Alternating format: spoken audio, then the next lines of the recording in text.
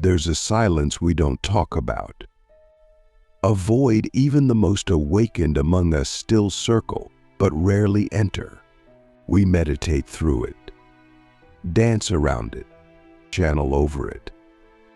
Some of us have spent decades mastering our shadow, confronting our pain, facing our fears, and wielding our power like a blade forged in the fires of trauma and sacred remembrance. But there's still one place, one vibration, one truth that most dark chosen ones avoid. Not because we're weak, not because we're not ready, but because it's the one thing that requires complete and total surrender of the last illusion that still protects us. It's not fear of death, not fear of failure, not fear of rejection. It's something far more radical. The one thing dark chosen ones are still afraid to face is their own joy. Click subscribe to this channel to get more profound spiritual lessons. Yes, joy, pure, unguarded, untethered, unstrategic joy. Not the fleeting happiness that comes when we achieve something. Not the smile we wear when others validate us. Not the relief we feel after surviving another storm. But true, uncaused joy, the kind that rises from the soul like a sunrise no one can stop.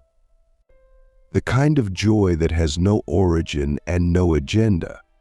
The joy that just is. That's what we're terrified of. Why?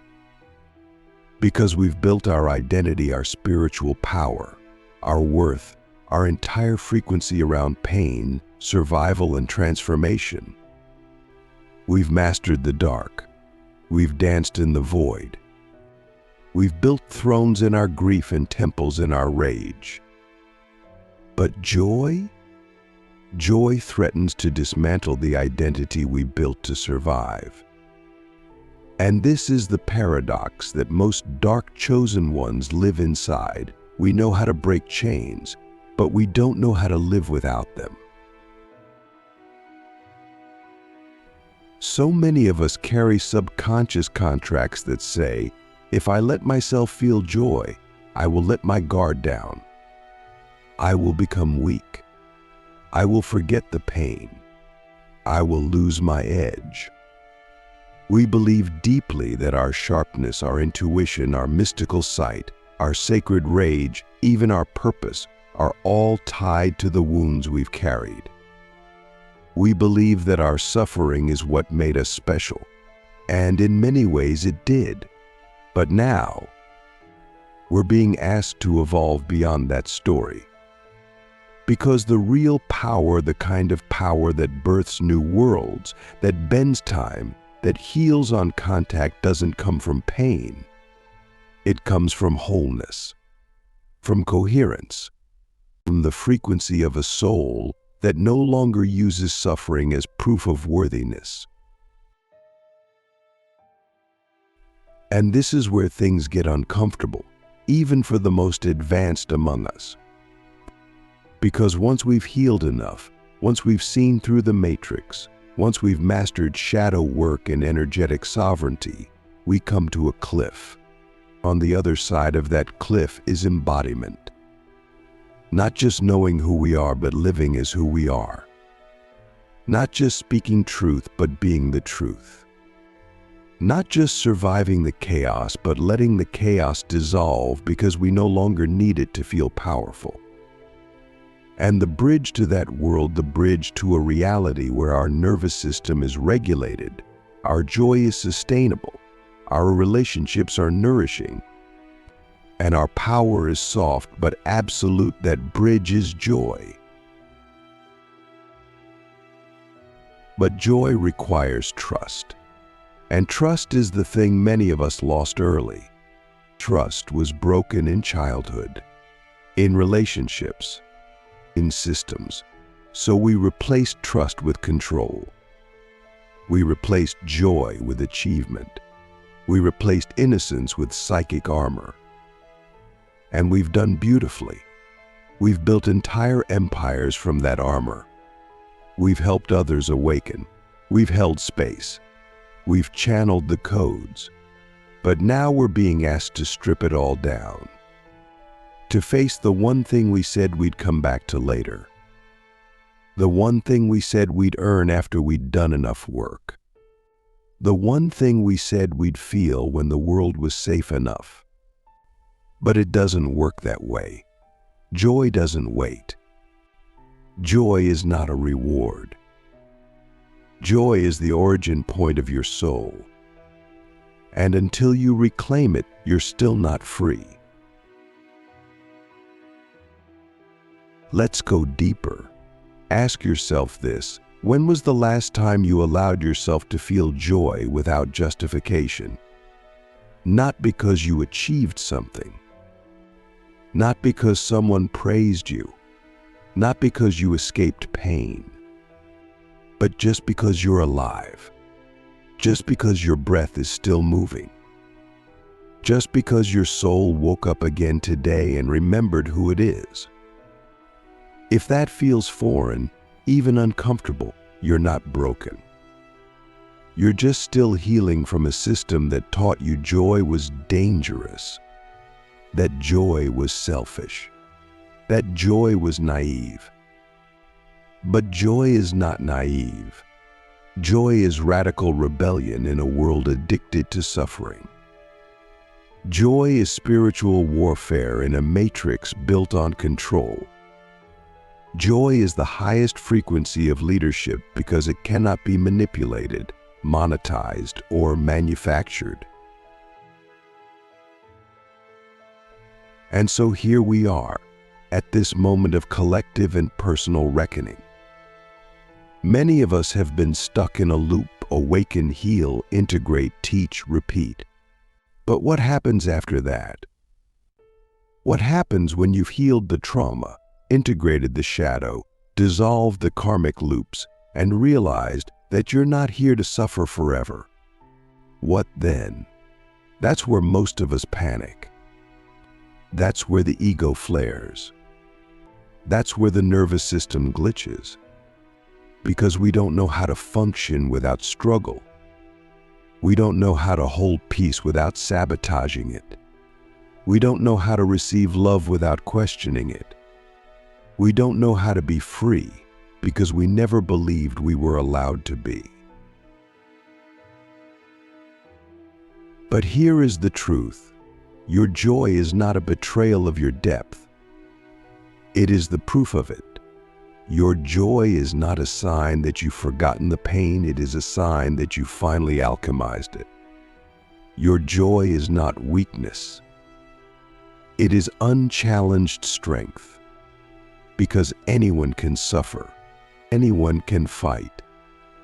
But to hold joy in a world like this, to laugh with your whole body, to dance without performance, to love without fear, to speak without armor, that is the act of a fully awakened soul. That is the path we are now being called into. And it's terrifying, because there's no map. There's no identity to cling to. There's no trauma to define us. There's just us, real, raw, present, and radiant. So what do we do now? We begin training our nervous system to hold joy. We begin normalizing peace. We begin letting love in without needing to earn it.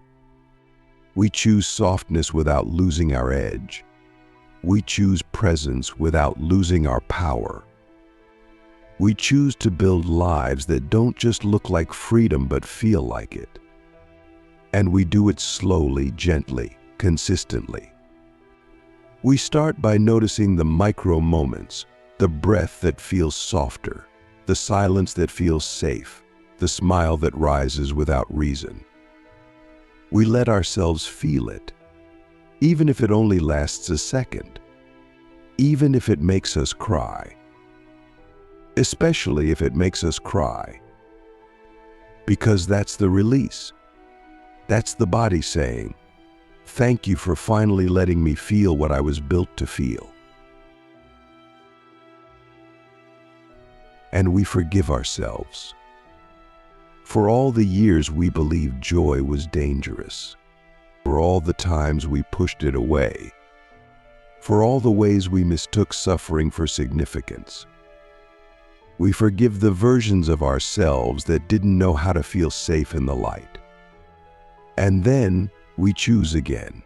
We choose joy like it's sacred. Because it is. We choose joy like it's a spiritual technology. Because it is.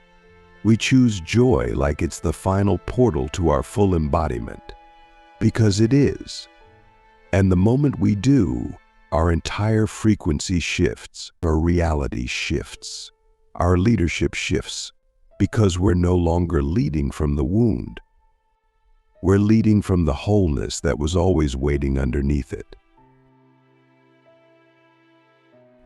In the next part, we'll explore the exact mechanics of integrating joy into your spiritual discipline, how to train your field to hold joy without collapse, how to dissolve subconscious resistance to happiness, and how to build a life that radiates coherence and magnetism without betraying your depth. This is the final stage of mastery, learning to live in the light without losing your truth. Now that we've named it, now that we've said the quiet part out loud, that joy is the one thing most dark chosen ones are still afraid to face, we can begin the real work. It's integration. Because awareness alone is not enough. Awareness opens the door, but embodiment is what walks us through it. And to embody joy, to hold it in our field like sacred fire, we must unlearn the survival codes that have governed our nervous system for lifetimes. We must rewire the belief that joy makes us weak, that peace makes us vulnerable, that lightness means we've abandoned our depth. Because let's be honest, we've all seen it. The spiritual bypassers, the ones who pretend everything is love and light while ignoring the shadow. And we swore we'd never become that. So we swung the pendulum to the other side. We became masters of shadow. We dove headfirst into the void. We built entire identities around healing, processing, and transmuting. And now we're being asked to do something far more nuanced. We're being asked to hold joy and depth simultaneously, to let our light be as vast as our shadow, to let our power be radiant without apology. But how do we do this without betraying ourselves? How do we integrate joy into our power without becoming shallow, performative, or spiritually inflated? The answer is simple, but not easy. We must build capacity. Emotional capacity, nervous system capacity, energetic capacity. Because joy is not something we manufacture, it's something we allow. And most of us have not been trained to allow it. We've been trained to earn it, to chase it, to deserve it. But joy is not a transaction. It is a transmission. It enters your field when you are open enough to receive it, stable enough to hold it, and present enough to feel it. So the work begins with the body, not the mind, not the affirmations, the body. Because the body is where joy lands. The body is where joy expresses. The body is where joy gets either welcomed or rejected, and most of us are still rejecting it without even realizing. So the first step in building capacity for joy is learning to recognize the resistance. That subtle contraction in your chest when something good happens. that urge to downplay your success, that impulse to make a joke when someone compliments you, that voice that says, "Don't get too comfortable, this won't last." That's not intuition. That's trauma. That's programming. That's your nervous system saying, "I don't know how to hold this frequency yet." And it's okay. It's not wrong. It's not failure. It's just feedback. So we meet it with curiosity, not shame. We ask, what am I afraid will happen if I let this good thing be real? What would it mean if life was allowed to feel this good? Who would I be without the struggle to define my strength? These are the real questions. Because the fear is never about the joy itself, it's about what joy represents. That maybe we're finally safe. That maybe we're finally free. That maybe we don't have to fight anymore. And that, for many of us, is the most terrifying thing of all. Because fighting has been our identity. Healing has been our mission. Struggle has been our badge of honor. And so, to choose joy feels like a betrayal of everything we've survived. But it's not. It's the fulfillment of it. It's the reward our soul has been asking us to claim. And yet we keep deferring it, postponing it, making it conditional. I'll feel joy when I launch this. I'll feel joy when I meet the right person. I'll feel joy when I finally fix this part of myself. But the field doesn't work that way. The field responds to now. The field calibrates to your current frequency. So if joy is always in the future, so is your alignment. So is your magnetism. So is your freedom. And that's why building capacity for joy is not just about feeling good, it's about creating a new energetic baseline from which your entire life is built. Let's talk mechanics. How do we actually integrate joy into our daily practice as dark chosen ones? First, we must train the body to associate safety with joy. This means creating micro moments every day where we let ourselves feel good on purpose without needing a reason. It could be breath work where we focus not on clearing trauma, but on amplifying aliveness. It could be movement, not to release tension, but to celebrate the body. It could be silence, not to process emotions, but to bask in presence. These moments recalibrate the nervous system. They teach the body that joy is not an anomaly, it's a natural state. And the more we practice, the more familiar it becomes. Until one day, our system stops rejecting it. Until one day we wake up and joy isn't a surprise, it's the default. Second, we must reprogram the subconscious beliefs that say joy is dangerous. This is deep work. It requires introspection, honesty, and sometimes grief.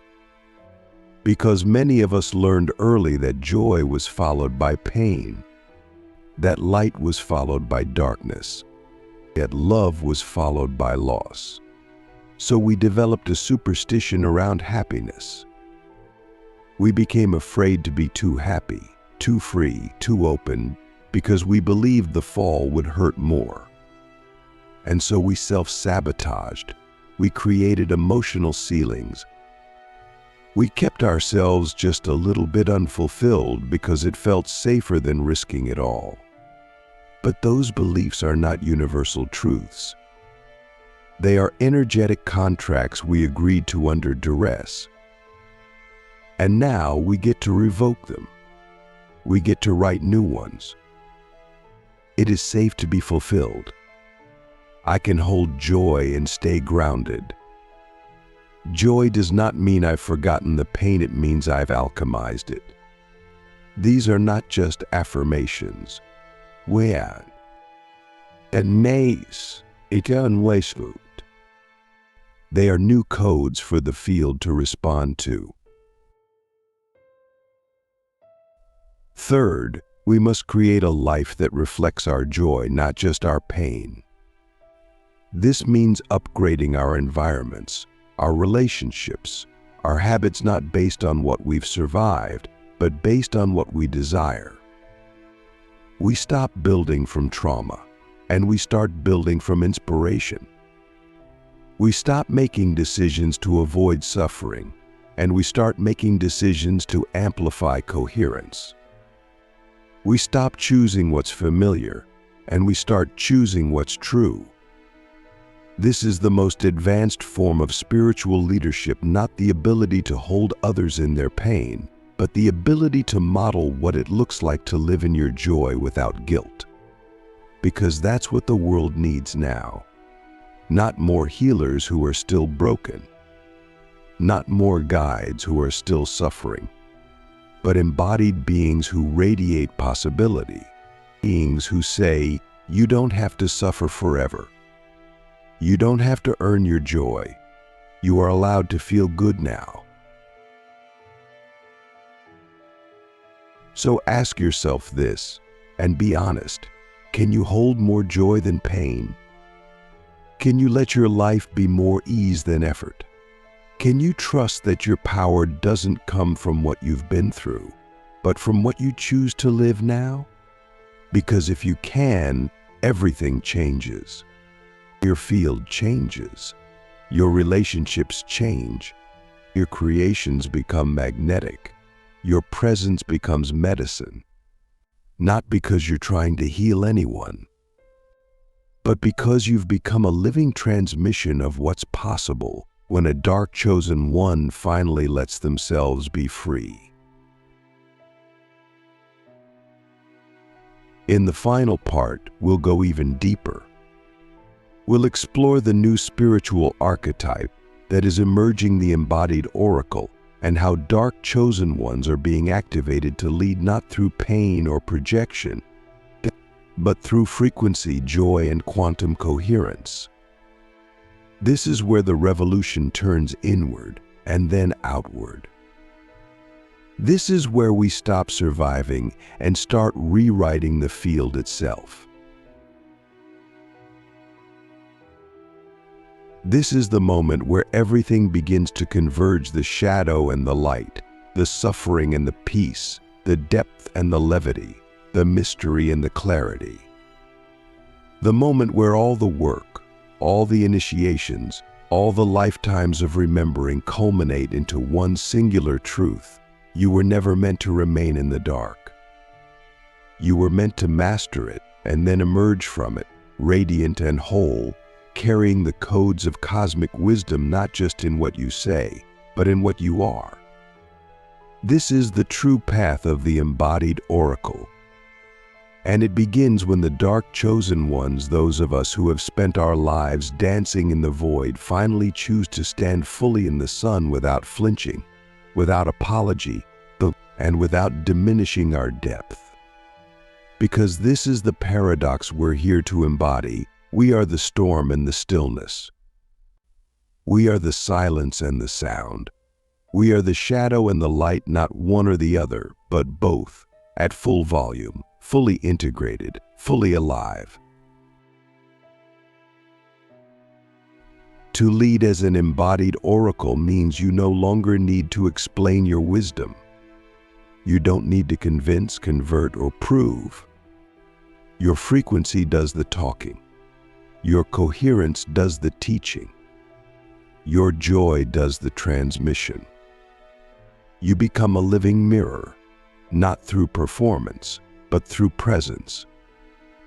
And this kind of leadership is not something you learn, it's something you remember and allow. It doesn't require titles, followers, or a platform. It requires one thing: alignment. Real, unshakable, non-negotiable alignment. The kind that comes when your joy is not a mask, but a magnet. When your light is not performative, but primordial. When your truth doesn't need defending, because it's felt on a cellular level by everyone who enters your field. That's what we're here to embody now.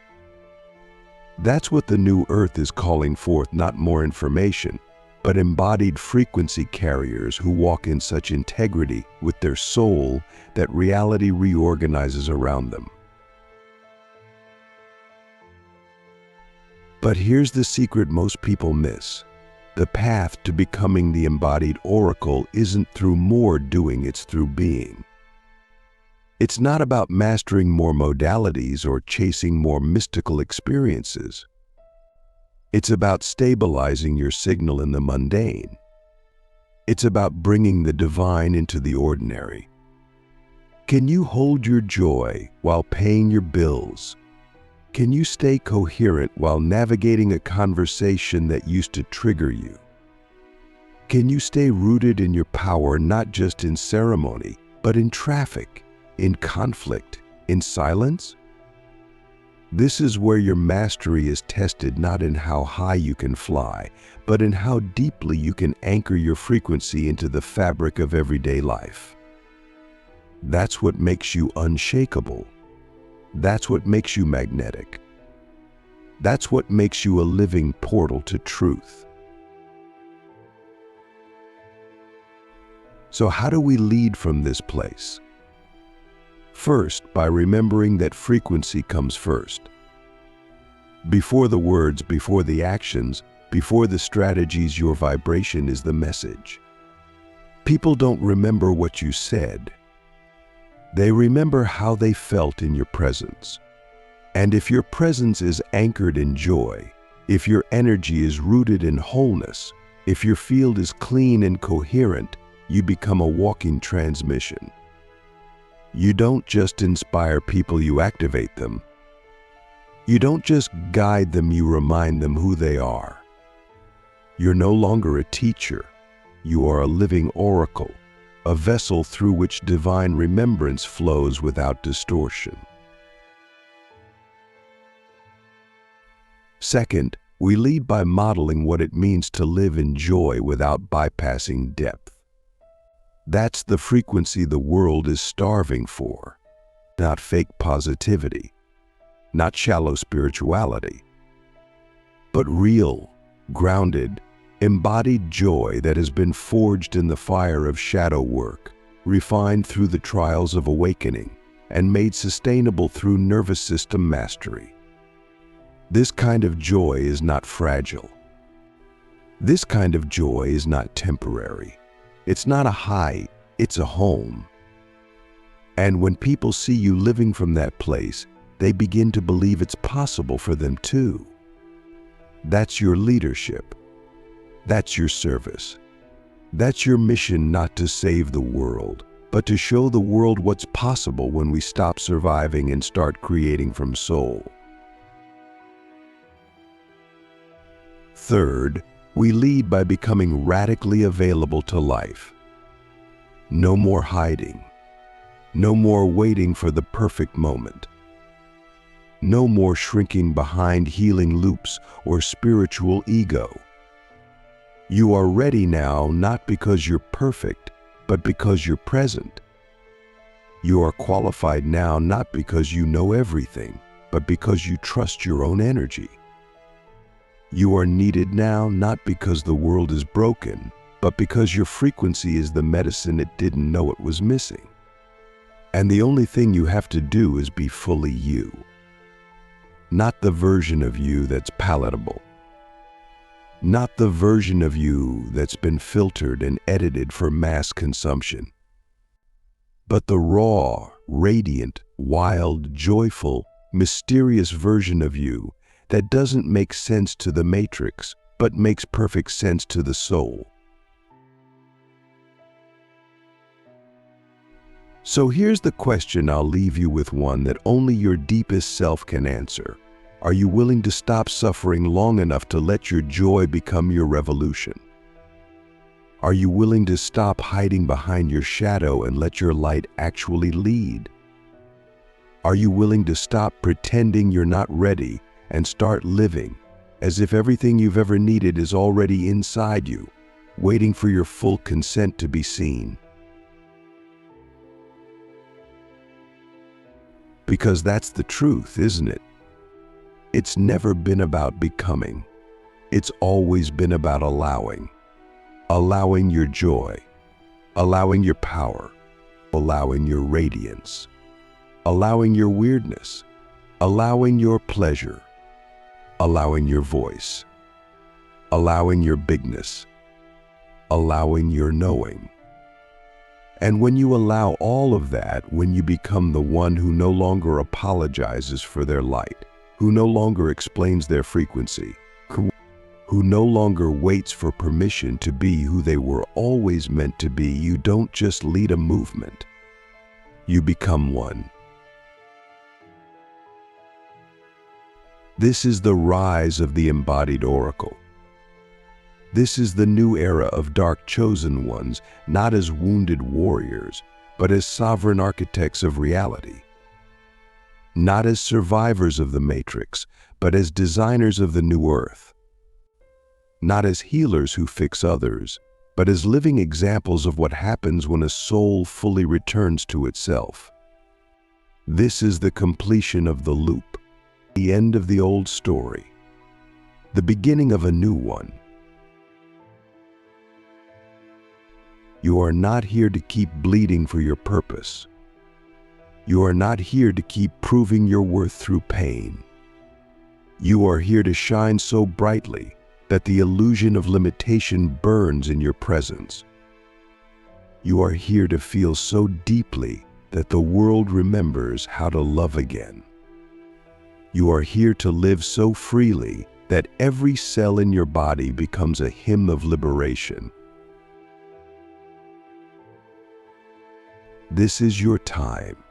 This is your return. And your joy, your untamed, unfiltered, unapologetic joy is the key to everything. Welcome to the embodiment. Welcome to the light. Welcome to the truth you've always known. The world doesn't need more light workers. It needs light leaders, and that is who you are. And now that we've arrived here on the edge of everything we once feared and everything we now remember, we must ask ourselves the most sacred question of all. Am I willing to live free, even when there's no longer anything to fight? Because this is where many of us falter. This is where the final resistance reveals itself, quietly, like a whisper in the soul. We've become so used to movement through struggle, so accustomed to growth through pain, that we've forgotten what it feels like to expand through peace. We've mistaken chaos for purpose, crisis for clarity, and suffering for significance. But the truth is, we were never meant to stay in the fire. We were meant to walk through it, emerge from it transformed, and then become the light that no longer needs to burn to be seen. That is the final evolution of the dark chosen one, not to dwell in darkness endlessly, but to master its codes, extract the wisdom, and then transmit that wisdom through a life lived in joy, depth, and absolute creative sovereignty. You see, joy is not the end of the journey. It's the beginning of a new one. The moment you stop fighting for your existence and start creating from your essence, you stop living in reaction to the world and begin living as the source of it. That's what it means to walk as an embodied oracle. You are no longer waiting for signs, you are the sign. You are no longer looking for permission, you are the permission. You are no longer seeking freedom, you embody it. Every breath becomes a broadcast. Every step becomes a signal.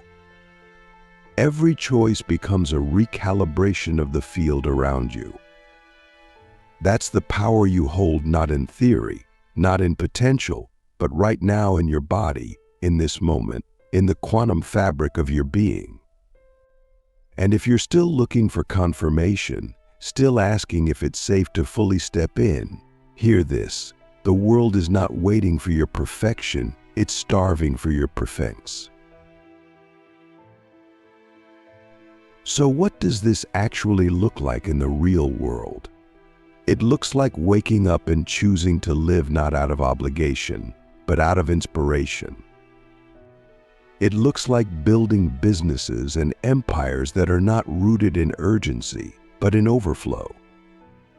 It means your creativity is no longer driven by trauma, it is fueled by vision.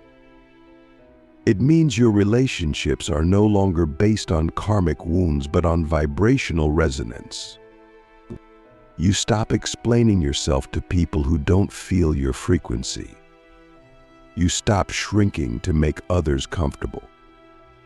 You stop distorting your truth to fit into containers that were never designed to hold you. You become ungovernable not by rebellion, but by alignment. You become untouchable not because you hide, but because your field is so coherent that distortion cannot survive in your presence. You become a walking reminder that this life is not meant to be endured, it is meant to be embodied. And that embodiment comes with responsibility not to others first, but to yourself.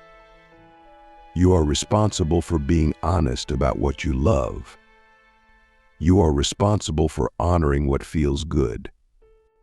You are responsible for no longer punishing yourself with patterns that belong to the version of you that was only trying to survive. That version got you here. You can bless it. You can thank it. But you don't have to keep living through it. Because there's a new self emerging now, one that is not defined by pain, but by potential.